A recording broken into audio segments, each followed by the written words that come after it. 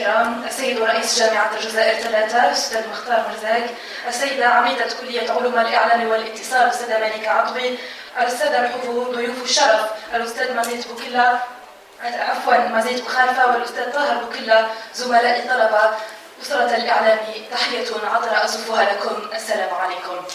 ذلك أني أريد أن ترحب بجمعكم المبارك تلبية لهذه الدعوة لنادي تأسيس نادي سيمي ألجيريان ستودنت الباقي ستقدمه لكم الزميلة فريال الرباح.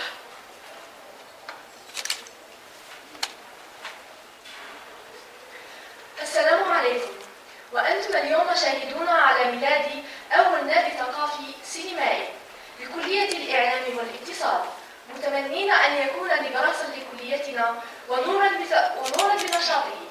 الآن أحيل الكلمة إلى رئيس جامعة الجزائر 3 الأستاذ مختار مرزاق.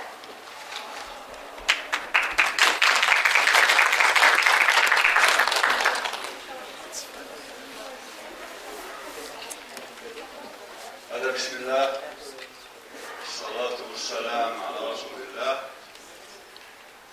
ضيوف الكرام، أساتذة والسادة الأعزاء، طلبة أعزاء، مرحبا بالجميع.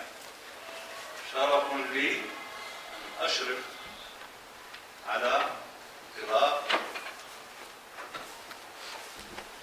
نشاط هذا النادي الثقافي السينمائي، وأتمنى أن يكون متبوعا بأنشطة أخرى وبنوادي أخرى. فنحن موجودين جامعة الجزائر 3 لتشجيع كل الأنشطة التي ترفع مستوى الثقافة، مستوى العلم، وترفع من شأن جامعتنا جامعة الجزائر 3 كلياتها الثلاث ومعهدها. ليعلم الجميع جامعة الجزائر 3 تتوفر على كل الكفاءات والطاقات والهياكل التي تؤهلها إن استغلت كل هذه الأمور طبعا لتحتل المرتبة الأولى ضمن جامعات الجزائر، ولما لا أن تكون من ضمن الجامعات الأولى بالمستوى الإقليمي والعالمي، وما ذلك صحيح بالعلم والعمل والإيمان، إيمان بيرفع التحدي، يمكن أن نحقق كل ما نطمح به من نتائج في المجال العلمي أو في المجالات الأخرى. مرة أخرى هنيئا لجامعة الجزائر 3 ولكلية الإعلام والاتصال على هذا المولود الجديد، ووفقنا الله جميعا وإياكم، وشكرا. طبعا بادئين ببدء نرحب بالسيد مدير جامعة الجزائر 3 السيد الأستاذ مزايد مختار، السيد نائب رئيس الجامعة المكلف بالاستشراف والتخطيط، السادة النواب العميد رؤساء الأقسام، السيد رئيس شعبة علوم الإعلام والاتصال الأستاذ بروان، المخرج القدير والسعداء باستضافتك اليوم، وخالفة مزيد مخرج وصحفي عرفة طبعا المخرج روني فوتي عن قرب وتعامل معه طبعا. أستاذنا القدير الأستاذ بوكيلا، سعداء أيضا أن تكون ضمن هذه المجموعة اليوم. الأساتذة الأفاضل وطلبتي الأعزاء، طبعا سعيدة جدا نيابة عن كل إدارة كلية علوم الإعلام والاتصال بهذا اليوم، هذا اليوم الذي يصادف طبعا ميلاد نادي سينما، أول نادي في الكلية يفتح الفرصة للطلبة للإبداع والمشاركة في إثراء النشاطات العلمية والثقافية في الكلية. طبعا هذا النادي الذي هدفه آفاق ثقافية جديدة للطلبة وترسيخ ثقافة السينما لدى الطلبة، هذا التخصص المهم الذي أهمل لسنوات. طبعا هذا النادي أيضا يهدف إلى عرض أفلام من فترة إلى أخرى كل 15 يوم، خاصة أفلام أخطورة، مع لقاءات ونقاش مفتوح مع شخصيات سينمائية وصحفية وثقافية في الجزائر. هنيئا للطلبة طبعا هذا المولود، والشكر موصول للأستاذ رضوان بوجمعة على إشرافه على هذا الصرح الثقافي. مزيد من الرقي للثقافة والعلم في كلية علوم الإعلام والاتصال وجامعة الجزائر الثلاثة، وشكرا. بالثقافة السينمائية وتقريبها لجمهورية الطلبة الذي كان عمود هذه المبادرة الحديثة بتأطير وإطراء من البروفيسور رضوان بوجمعة، فليتفضل مشكورا.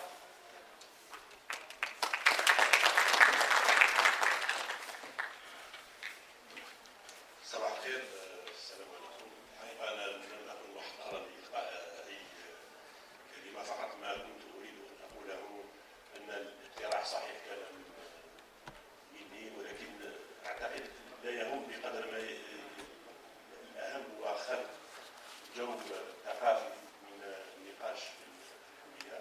الحقيقة النادي تأسس بعد جمعية عامة من الطلبة، وحدثت انتخابات من أجل انتخاب المكتب، والهدف هو تنشيط الثقافي في الجامعة، لأن من المفروض أن الجامعة هي قاطرة النقاش الثقافي في المجتمع، وإذا غابت النقاشات في الجامعة لا أدري أين يمكن أن تكون هناك نقاشات. والجامعة بالأساس هدفها الأساسي ليس تلقين المعارف، لأن المعارف اليوم مع تطور التكنولوجيا يمكن الحصول عليها مجرد، ولكن الهدف الأساسي هو تعلم التفكير. وحتى نتعلم التفكير يجب علينا أن نفتح آفاقنا على النقاش والنقاش المعاكس، وحتى يكون هناك نقاش ونقاش معاكس يجب علينا أن نتعلم الكثير من الأشياء من الناحية الثقافية، لأن الثقافة وجودها في عمق تعلم الآداب وأخلاقيات النقاش. شكرا لكم.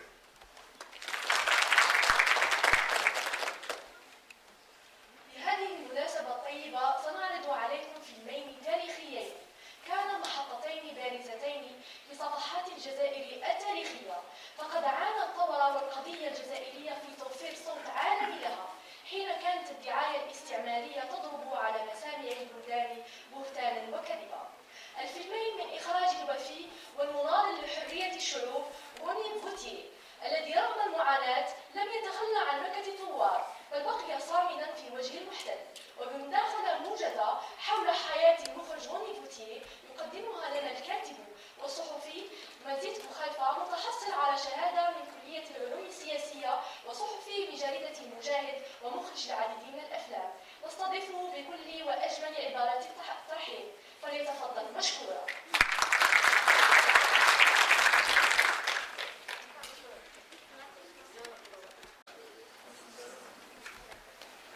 Monsieur le recteur, Madame la doyenne, Messieurs les professeurs, mes chers confrères journalistes, parce que je suis un journaliste un jour, comme je l'ai été il y a 50 ans, j'ai commencé à l'Algérie, mais j'ai fait un tour d'horizon de presque l'ensemble des médias qui existaient et qui existent encore dans notre pays. Je suis très heureux de me trouver ici et je ne peux que commencer par saluer l'initiative de ceux qui ont pris la décision de créer un ciné-club au sein de l'université, particulièrement l'INSIC, parce que je crois que le cinéma est l'art qui accompagne le mieux ce métier, parce que ce métier sollicite souvent l'image. Le cinéma est l'art de l'analyse, le cinéma est l'art aussi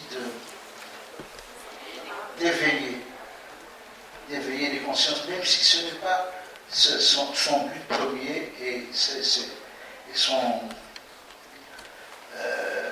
disons, sa fonction première. Le cinéma n'est pas un amphithéâtre d'université, même s'il s'apprend à l'université. Mais je voulais vraiment saluer, parce que c'est nouveau. Ça arrive en retard, mais il n'est jamais trop tard pour bien faire. Je voudrais saluer cette initiative qui commence par un personnage qui est extraordinaire. Un personnage qui a eu une vie aussi riche que son travail, que ce qu'il nous a légué, que ce qu'il nous a laissé. René Vauthier n'était pas... il était bien sûr ami de l'Algérie, c'était l'anticolonialiste, c'est quelqu'un qui a fait quelque chose comme 180 films environ, c'est quelqu'un qui a touché à tout, c'est quelqu'un qui s'est aventuré, qui a commencé sa grande aventure anticolonialiste par l'Afrique 50, qui était un grand travail qui avait commencé mais qui a été censuré par la France colonialiste à l'époque. C'est quelqu'un qui a été poursuivi, c'est quelqu'un dont les films ont été censurés jusqu'à très récemment. Son film, de ses films, je crois que c'est Afrique 50 d'ailleurs, ce qui en reste, qui a été censuré jusqu'à 1996. C'est en 1996 qu'il a eu ce... Vauthier était un personnage. C'était un personnage, les gens de mon âge, même plus jeunes, ont dû le rencontrer. C'était quelqu'un qui marchait beaucoup. Il cavalier. On l'appelait le cavalier parce qu'il marchait et il parlait beaucoup. Il parlait beaucoup, il ne parlait pas de lui, il parlait de son expérience, des gens qu'il a rencontrés, et il en a rencontré beaucoup. Et c'est quelqu'un qui portait sur la société française, d'abord le système colonialiste. Ensuite, il portait un regard très critique. Vauthier était le précurseur de ce que les critiques appellent la nouvelle vague du cinéma français. Après 1945, il y a eu des cinéastes, des Belleville, et des gens de sa catégorie qui avaient fait autre chose que ce que faisait le cinéma français jusqu'à 1945. Autrement, c'est-à-dire c'était surtout des adaptations des œuvres du 19e siècle particulièrement, et même avant. Il s'intéressait davantage à ça plutôt qu'à ce qui se passait. Le cinéma français ne parlait pas de l'Afrique, le cinéma français ne parlait pas du colonialisme, le cinéma français. Et ce qui est étonnant, c'est que la nouvelle vague française qui promettait pourtant, n'a pas été très éloquente quand il s'est agi de parler de la guerre de libération algérienne. C'est quand même assez étonnant. Il s'est trouvé des gens comme Vauthier pour en parler, des gens comme Vauthier pour mettre le doigt là où ça fait mal. Là où les littérateurs, les écrivains, d'une façon générale, étaient silencieux, alors il y avait des gens, il y avait un gars comme Vauthier qui était là pour leur dire, écoutez, voilà ce qui se passe de l'autre côté de la mer, juste à 1000 km des côtes françaises. Voilà ce qui se passe dans les colonies, dans ce qu'ils considéraient comme étant le fleuron des colonies. Voilà ce qui s'y passe. Et puis, il s'y intéressait non seulement pour ce qui s'y passait du point de vue social, mais ce qui s'y passait, c'est-à-dire, c'était interdit d'en parler à l'époque. La guerre de libération algérienne. Eux, ils disent la guerre d'Algérie. C'est un lieu, l'Algérie était un lieu. Pour nous, c'est la guerre de libération, c'est un moment, c'est de l'histoire. En gros, c'est de la géographie.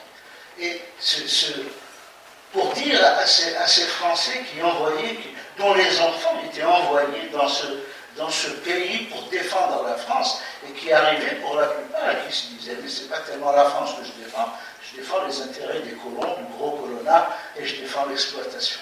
Et c'est donc ce genre de pensée. J'ai un jour demandé à Vauthier, je lui ai dit, je n'ai jamais compris pourquoi est-ce que tu n'étais pas davantage après l'indépendance engagé en Algérie, dans le combat, ce qu'on appelait l'UNAD, etc., la reconstruction et tout.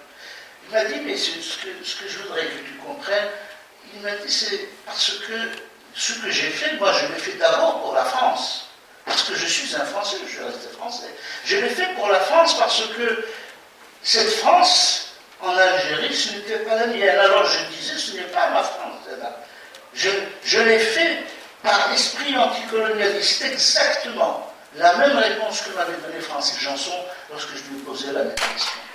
Ce sont des amis, des vrais amis. Ils sont amis de l'Algérie, mais ils sont amis aussi c'est pas étonnant, on le retrouve aujourd'hui aux côtés du combat des Palestiniens, on le retrouve aujourd'hui aux côtés de ce qu'on appelle les causes justes.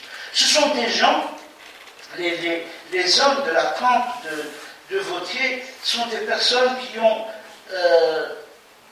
universalisé leur pensée. Ils se sont universalisés parce qu'ils se sont intéressés à ces combats qui interviennent dans le temps, dans l'histoire de l'humanité, et non pas dans un lieu géographique seulement. Mais c'est un combat dans le temps, parce que la guerre de libération nationale,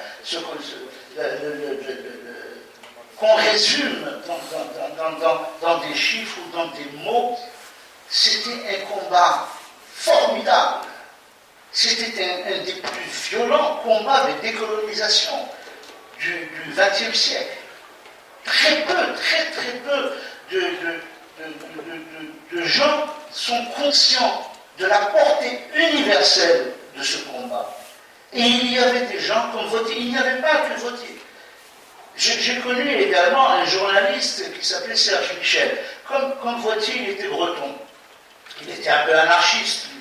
Mais c'était les mêmes pensées, c'était ces gens qui voulaient dire, qui voulaient être présents pour dire « j'étais là ». Quand ceci s'est passé, j'y étais.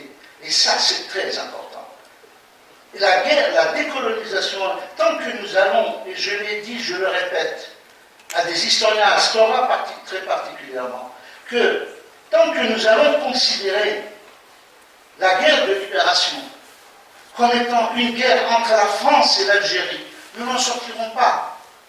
Ce n'était pas une guerre entre des Français et des Algériens, c'était entre des colonisateurs et des décolonisateurs. Ce qui s'est passé en 1962, ici, à l'indépendance, ce qui s'est passé, c'était la fin de l'Empire français.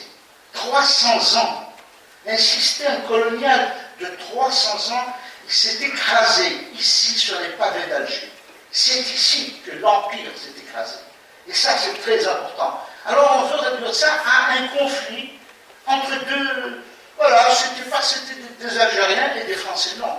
C'était des colonisateurs. Et c'est pour ça qu'on retrouvera des gens comme Fanon. C'est pour ça qu'on retrouvera des gens. C'est-à-dire qu'indépendamment de toute considération autre que la considération anticolonialiste. Et c'était ça la dimension de Vautier. C'était ça ce que Vautier a prouvé, a apporté. Les films que vous allez voir sont le témoignage de cet engagement, de l'engagement d'un homme pour un autre monde, pour une autre vie, même si ce n'est pas la sienne. Vautier était un homme très très populaire,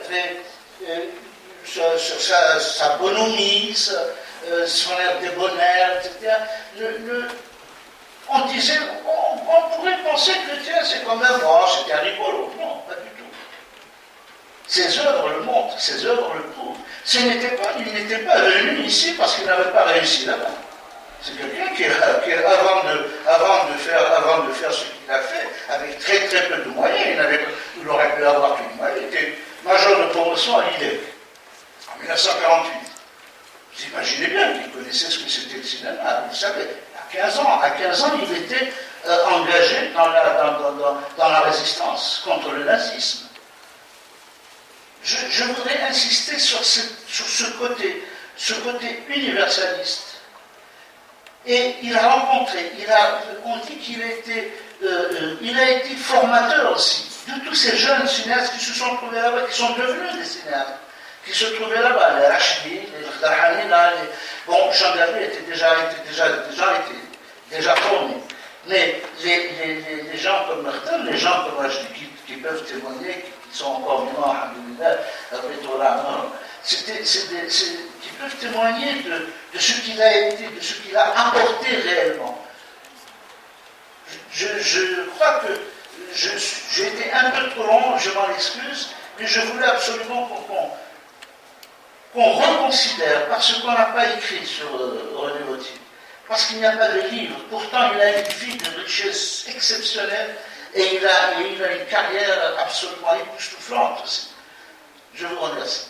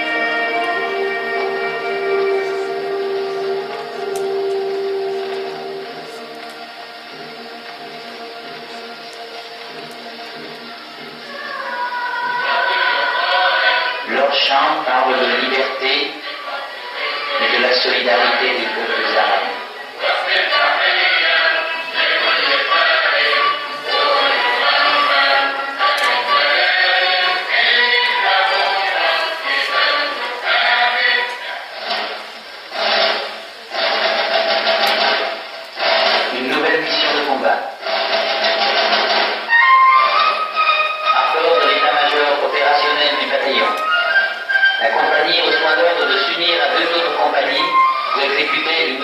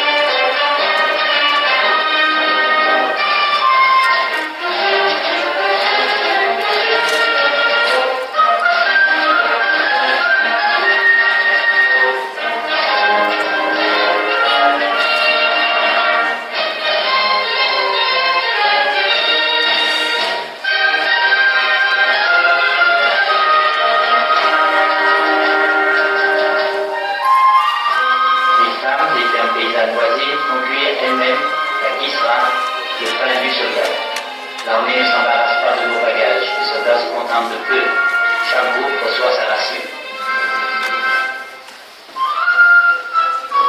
Le chien de la compagnie est soigneusement impacté.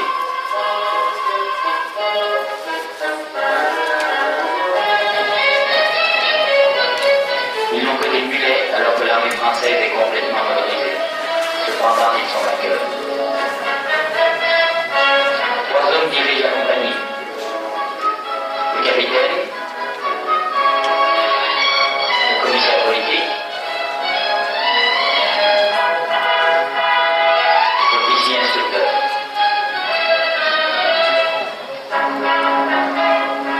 Cette troupe doit être légère et mobile. Elle est toujours là où l'ennemi n'attend pas.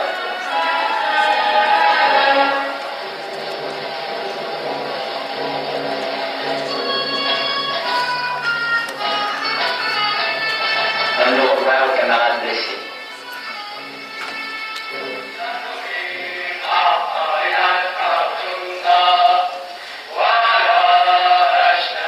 La compagnie part au combat. Elle n'avance pas seule. Des milliers d'yeux gardent son chemin. Son chemin à travers les ravins et les forêts, à travers les sommets inhospitaliers des terres désertes. L'amour de tout un peuple de la campagne.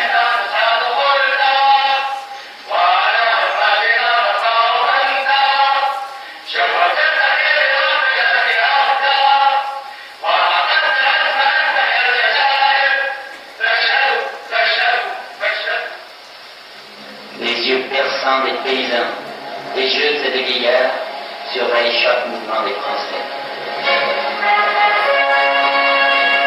Les femmes luttent courageusement aux côtés des hommes. Beaucoup d'entre elles portaient encore le voile de l'islam il y a peu de temps. Aujourd'hui, elles sont infirmières dans l'armée algérienne. Elles doivent recourir aux armes pour défendre leur honneur. Les Français ne respectent pas la Convention de Genève et font aussi la guerre aux femmes et aux enfants.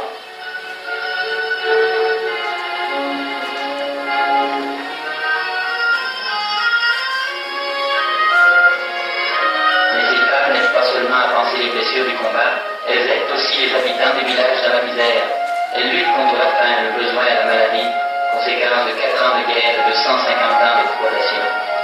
C'est avec dévouement qu'elles remplissent leur tâche. Beaucoup y perdent la vie.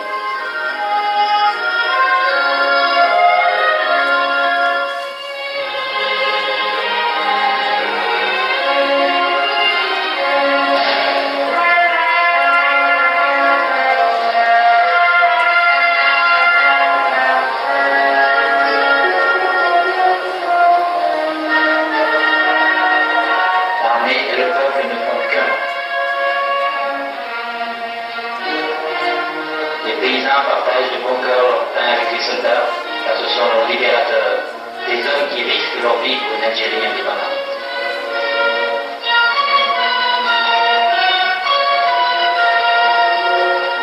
Ce jeune paysan rejoindra bientôt aussi les rangs de l'armée de libération. Le jour, les paysans des villages apportent un abri aux soldats contre les avions ennemis. La nuit, les combattants cheminent à travers les plaines.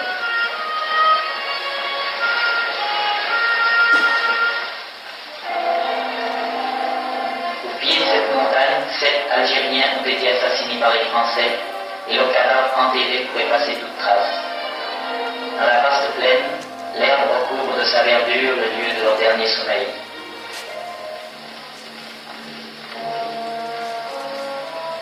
Terre brûlée, forêts arrachées par le napalm, partout des ruines sous le soleil brûlant. À perte de vue, ne sont que demeures dévastées. Comme ce pays pourrait être beau.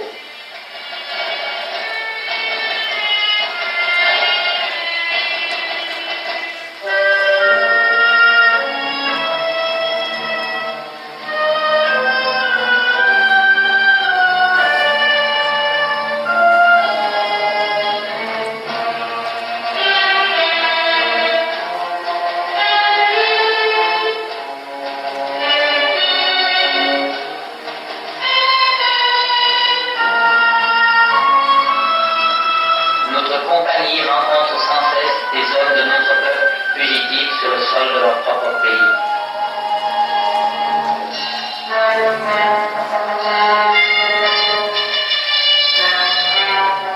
Plus de 300 000 Algériens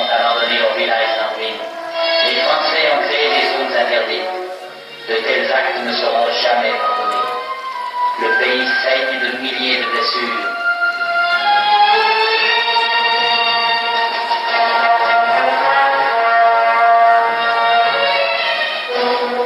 À chaque point d'eau encore utilisable, des réfugiés et encore des réfugiés. Comme il est difficile dans ces épreuves de ne pas perdre courage et de conserver l'espérance.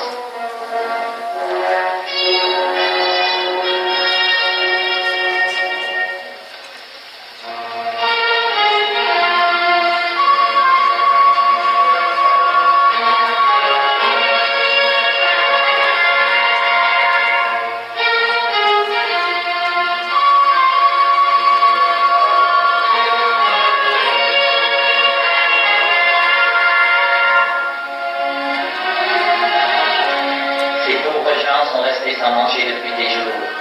La patrouille leur donne la moitié de sa maigre ration de blé. Pas un seul pain sans plein.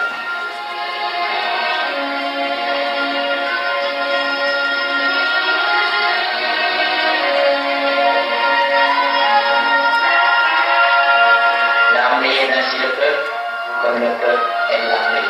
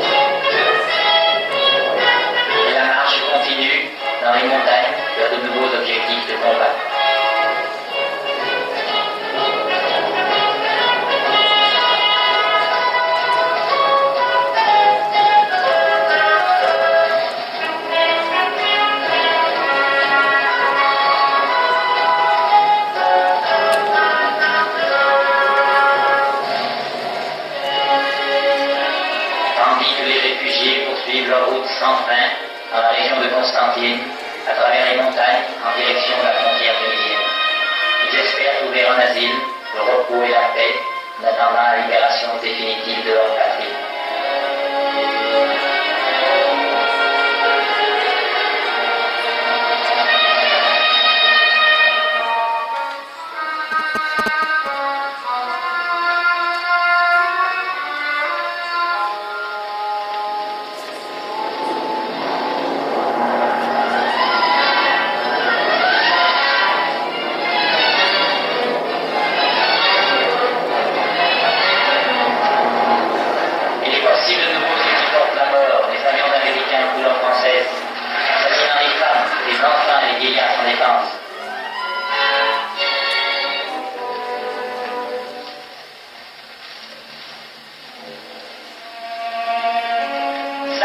Sidi Youssef, 8 février 1958, 10h du matin.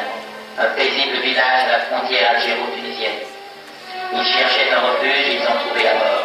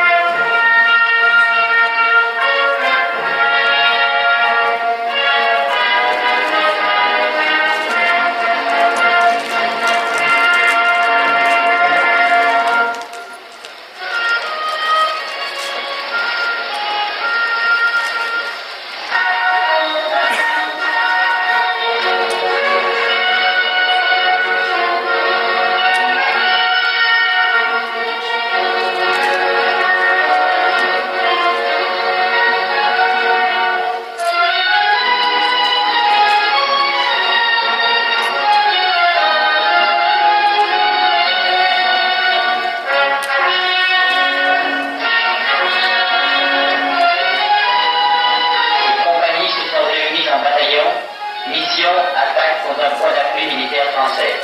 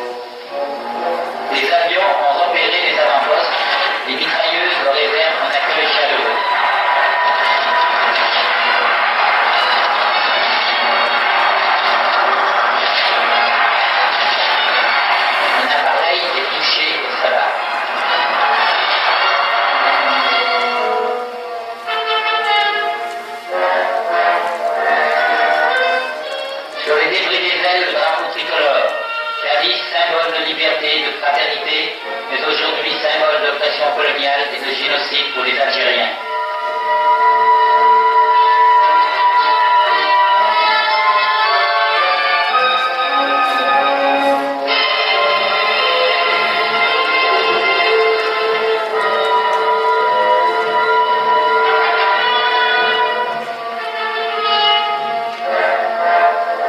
C'est dans cette vallée que se trouve le fort français.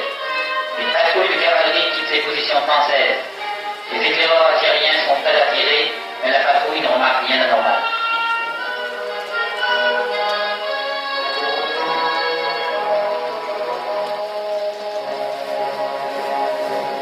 Ces déserteurs viennent du camp français.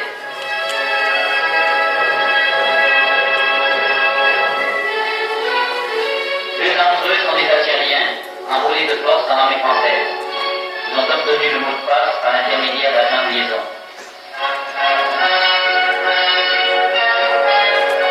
On les accueille comme des frères.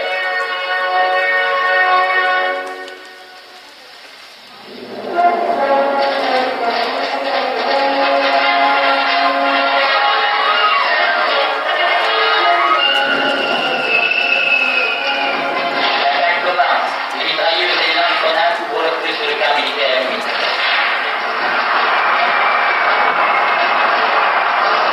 Les lance-grenades atteignent nos objectifs.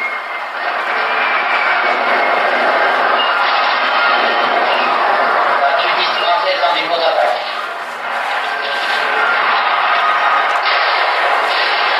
Bien que blessé, notre opérateur filme les Français. Son assistant essaie de le sauver. Il est tué.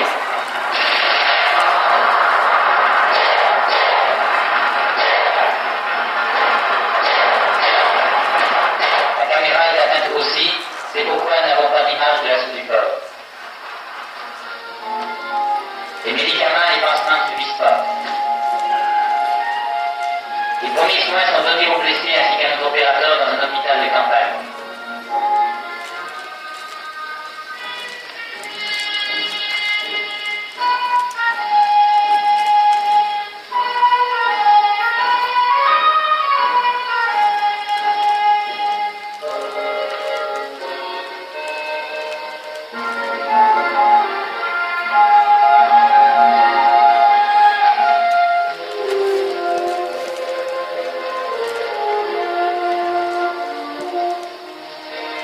Nos premiers pas nous mènent aux ruines calcinées du fort français.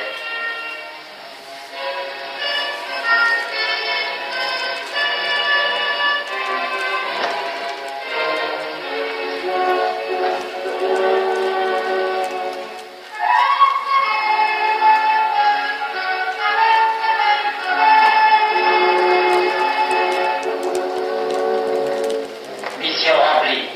Les armes conquises compléteront l'équipement de l'armée de libération nationale. Elles vont être utilisées dans les prochains combats contre ceux qui espéraient s'en servir pour écraser la révolte.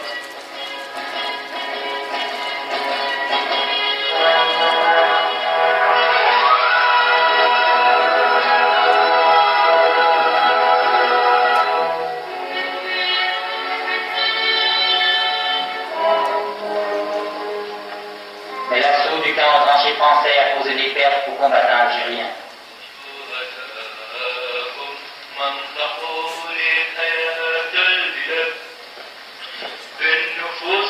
Ils n'ont pas honte de leur art.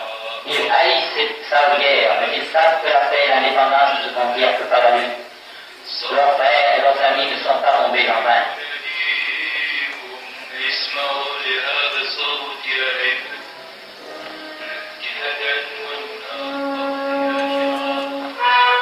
Le jour est proche où le paysan algérien pourra tracer ses sillons dans un seul livre, où cette terre arrosée de sang donnera les fruits d'un travail pacifique seulement à ceux qui la travaillent.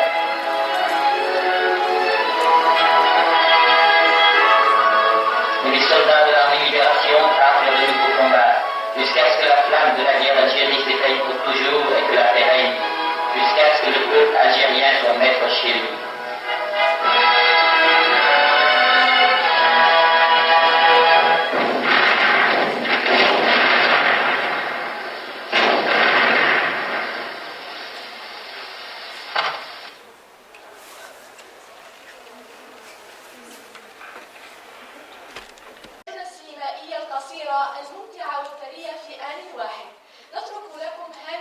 تحياتي لإبداء انطباعاتكم. شكرا على حسن المتابعة.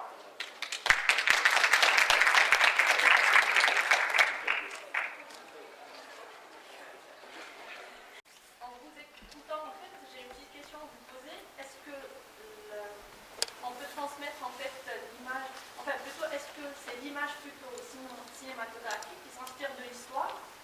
Et comment est-ce que c'est en reproduisant en fait les faits avec les nouvelles technologies, avec tout ce que nous possédons actuellement, ou plutôt c'est en retransmettant des images existant réelles?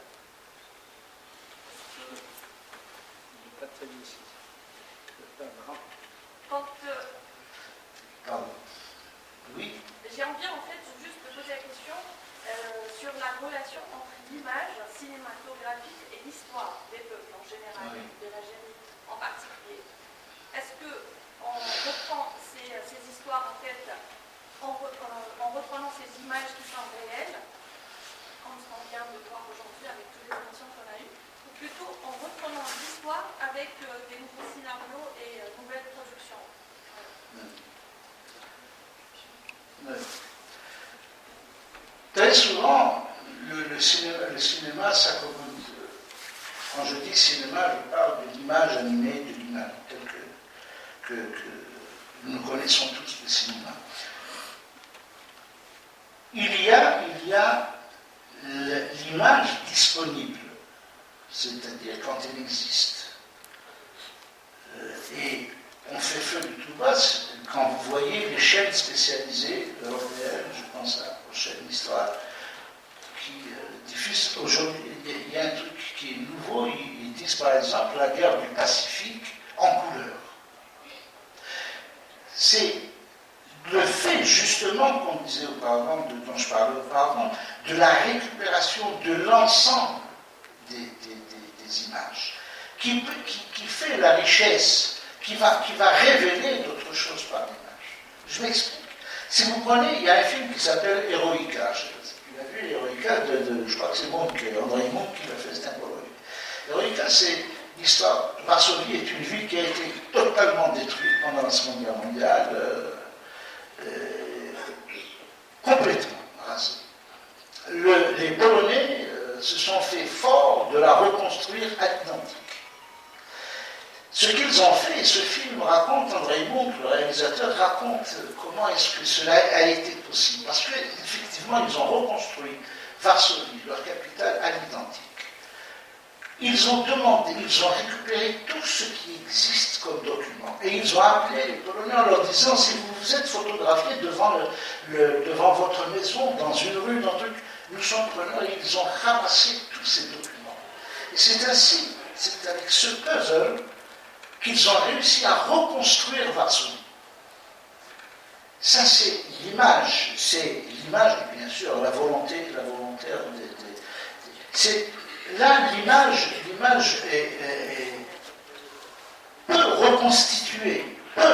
effectivement reconstituer exactement, pas comme un article de journal, parce que l'article de journal aussi peut être subjectif, peut encore mentir plus que l'image. Si nous prenons par exemple ce qu'ils appellent la conquête de l'Algérie, à l'époque, il n'y avait pas l'appareil photo n'existait pas. Mais est-ce que vous savez, par exemple, que dans le bateau, parmi les 37 000 hommes, c'était du débarquement de ces naufrages le 14 juin 1830, parmi les 37 000 hommes, il y avait des peintres, il y avait des dessinateurs, il y avait des gens qui sont venus spécialement pour dessiner les scènes. Et c'est comme ça que Gabriel Esquer, un auteur français, s'est fait d'ailleurs, les documents existent, toute l'iconographie de Gabriel Esquer se base sur des dessins faits à l'époque. De tel endroit, voilà, les détails, etc. Parce qu'il n'y avait pas l'appareil, il n'y avait pas la caméra. Alors, ils avaient besoin de cela pour pouvoir montrer ensuite, voilà ce que nous avons fait là-bas. Voilà, parce qu'il n'y avait pas la télévision, bien entendu, il n'y avait pas tous les moyens de communication d'aujourd'hui. Donc l'image au service de l'histoire, l'a toujours été. L'image, et c'est les gens du Tassili ont peint leur réalité, que ce soit ou ceux qui ont gravé, tout à fait, notre pays regorge de ce genre de témoignages historiques. C'est peut-être un des pays qui a au monde le plus, en plus des 15 500 dessins du Tassili, il y a des milliers de dessins, de gravures, c'est pour témoigner d'un moment de l'histoire, exactement comme ces cinéastes très rares ont témoigné d'un moment unique de l'histoire de machin. Et je n'en veux pour preuve l'importance de l'image. Moi, je cite très souvent ce cas. Lorsque le 23 octobre 1954, les 6, que j'appelle les pères fondateurs, les 6 ont décidé de déclencher. Qu'est-ce qu'ils ont fait? Ils ont terminé la réunion, ils ont été chez un photographe, ils se sont photographiés. Voilà la magie de l'image, voilà le témoignage. Qui a eu l'idée? On ne sait pas qui a eu l'idée, qui a dit à Yaron. Mais comment avait-il conscience que ce qu'il venait de faire était entré dans l'histoire? Peut-être qu'ils auraient pu se faire arrêter à la sortie de chez le photographe. Non. Ils avaient senti que c'était un moment exceptionnel. Et là, l'image, il fallait une image pour témoigner de ça. Je crois que toute l'histoire de la guerre de libération et du mouvement national, au moins, et une grande partie, c'est la source de la légende nationale, c'est cette guerre de libération. Je crois que cette photo résume tout cela.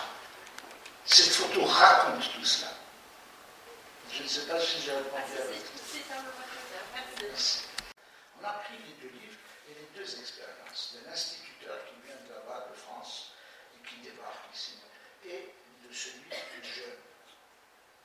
Le jeune, tel que nous avons conçu, que raconte l'expérience de Yazdi, cette expérience qu'il a faite, on voit, c'était un moment de l'histoire nationale. Dans la Jbel Fibleto, avec son courage, c'est tout ce qu'il a fait. Et l'autre, le français, il vient de là-bas, de Picardie, du Limousin, ou de je ne sais quel diable Vauvert, Jaïlana.